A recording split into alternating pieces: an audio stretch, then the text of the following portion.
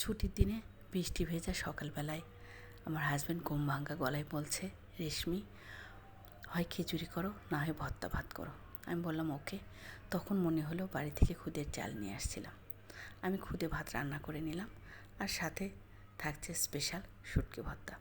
চুলে একটা প্যান দিয়ে পরিমাণ মতো তেল দিয়ে 4 কোয়া রসুন কুচি দিলাম, 5টা পেঁয়াজ কুচি দিয়ে স্বাদ মতো লবণ দিয়ে সামান্য হলুদের গুঁড়া দিয়ে পেঁয়াজটা ভেজে নিলাম। কিছুক্ষণ ভাজার পরে আমি 5টা লাল মরিচ ব্লেন্ডারে ব্লেন্ড করে বা বেটে নিতে পারবেন, নিয়ে আমি পেঁয়াজের সাথে ছেড়ে দিলাম। পেঁয়াজটা কিছুক্ষণ ভেজে নিয়ে আমি শুকনো খোলায় শুটকিটা ভেজে ব্লেন্ডারে ব্লেন্ড করে নিয়ে তেলে ছেড়ে দিলাম। কিছুক্ষণ নেড়ে চেড়ে আমার শুটকি ভর্তাটাও হয়ে গেল।